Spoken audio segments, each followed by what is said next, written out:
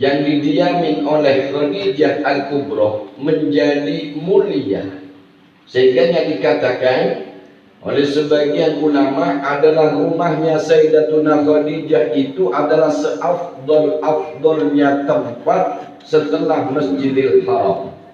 Seperti kata para alim ulama terdahulu, beliau mengatakan, kalau engkau mau tahu tempat yang paling afdal setelah Masjidil Haram adalah rumahnya Sayyidatuna Khadijah. Kenapa? Sebab karena di rumah itu turun malaikat Jibril alaihissalam untuk membawa wahyu firman dari Allah Subhanahu wa taala kepada baginda Nabi Muhammad sallallahu alaihi wasallam. Dan di rumah Siti Khadijah itu adalah tempatnya Rasulullah sallallahu alaihi wasallam beribadah kepada Allah. Jadi Rasul itu kalau sholat wajibnya di masjid, tapi sholat sunnahnya itu di rumah, qobliyahnya di rumah, ba'diyahnya di rumah, munajat, berdoa, sholat malamnya semua di rumah. Sehingga rumah Khadijah itu adalah tempat di mana Rasulullah SAW beribadah kepada Allah Subhanahu wa Ta'ala. Kemudian di tempat itu juga dilahirkan anak-anak baginda Nabi Muhammad sallallahu alaihi wasallam. Dan di tempat itu juga Sayyidatuna Khadijah diwafatkan pada tanggal 11 bulan Ramadan, 3 tahun sebelum hijrahnya baginda Nabi Muhammad sallallahu alaihi wasallam ke Madinah Al-Munawwarah. Dan beliau dimakamkan di satu tempat namanya Mu'alla, atau orang bilang Ma'la, pemakaman Ma'la. Mudah-mudahan semua jamaah yang hadir ini akan berangkat untuk bisa berziarah ke makam Sayyidatuna Khadijah Al-Kubra, bisa berziarah ke makam Nabi Muhammad SAW, bisa menunaikan ibadah haji atau umrah. Amin ya rabbal alamin. Ini kemuliaannya Sayyidah Khadijah. Sehingga kemuliaan itu bukan hanya pada pribadinya, tempatnya menjadi mulia. Begitu juga dengan rumah kita. Rumah yang mewah itu bukan rumah yang besar. Rumah yang mewah itu bukan rumah yang mahal. Rumah yang mewah itu kalau diisi oleh orang-orang yang soleh dan soleha, rumah itu menjadi istimewa dan mulia kalau di dalamnya orangnya sujud kepada Allah.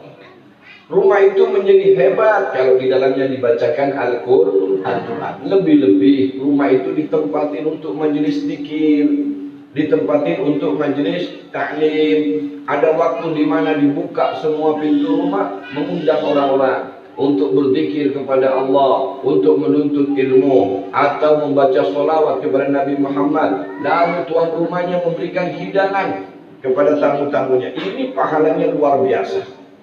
Enggak ada pahala yang lebih hebat daripada memberi makan kepada orang-orang yang lapar. Jadi para ulama-ulama itu mempunyai kebiasaan itu paling senang bukan membangun masjid, tetapi berbagi makanan. Banyak ulama itu yang hobinya ngasih makan orang. Pokoknya kalau orang-orang terdahulu itu kalau kedatangan tamu, kalau nggak makan nggak boleh pulang. Pasti ditanyain, yang ditanya satu, udah makan belum? Nah kalau kita punya tamu lebih baik jangan ditanya, kecuali memang tamu lalor. Nah tamu lalor itu tamu sing gundino teko, dia koyok aku iki lah sambut teko nino.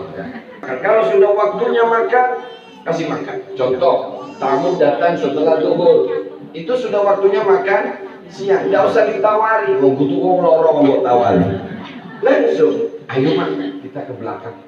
Kemana? Nyambut singkong. Ya makan lah, makan, kasih makan, baru pulang. Pulangnya disangui. Oh, apalagi undang Maulid Habsyi kayak begini, disangui. Bentang cepat lunasi seragam ini. Ini masalah. Jadi orang-orang terdahulu, para alim ulama itu paling senang ngasih makan orang. Kenapa? Sebab ternyata dulu Nabi Allah Ibrahim alaihissalam sama Nabi Ismail itu pernah tanya sama Allah.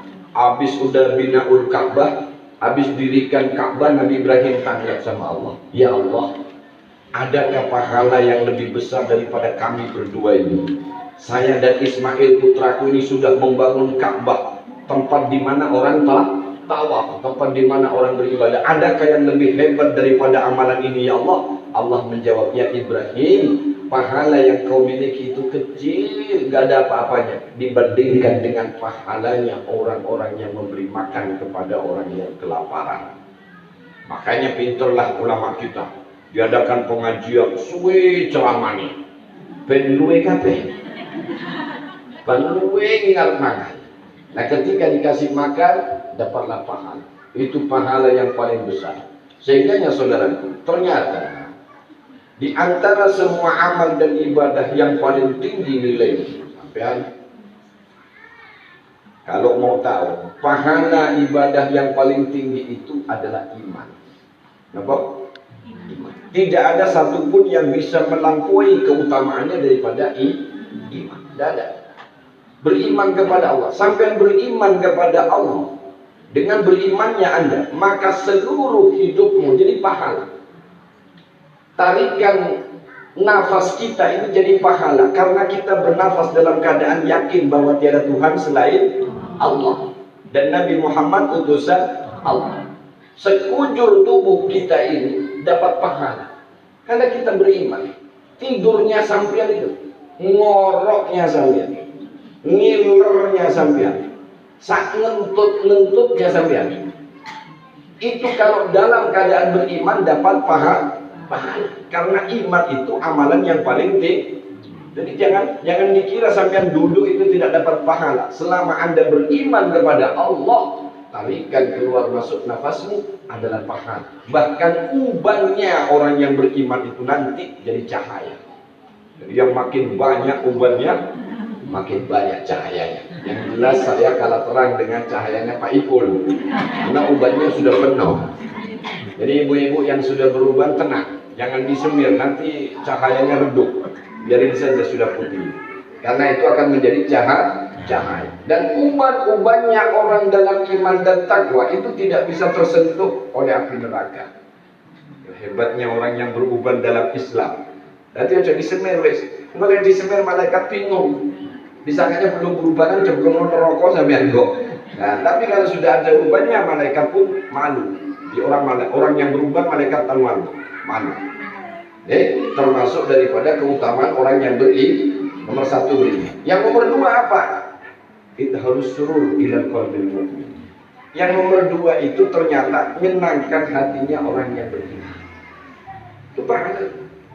Pahala paling tinggi nyenengno hatine wong. Bikin orang senang. Bikin orang senang. Kalau dia sakit kita obati. Itu aja. Kalau dia susah kita bahagiakan. Kalau dia punya hajat kita bantu. Itu. Kalau dia janda, kalau jandanya tua kita santuni. Kalau janda muda kita kawini. Pokoknya seneng hati nih wong. Seneng. Nyenangkan hatinya manusia, karena itu penting. Ini amalan. Sudah sampai pegang saja sudah. Beriman kepada Allah. Ya kalau beriman kepada Allah kan berarti rukun iman sudah kerjakan, rukun Islam sudah dipenuhi. Tugas berikutnya senangkan orang, selesai. Sampai sampean mati, insya Allah masuk surga.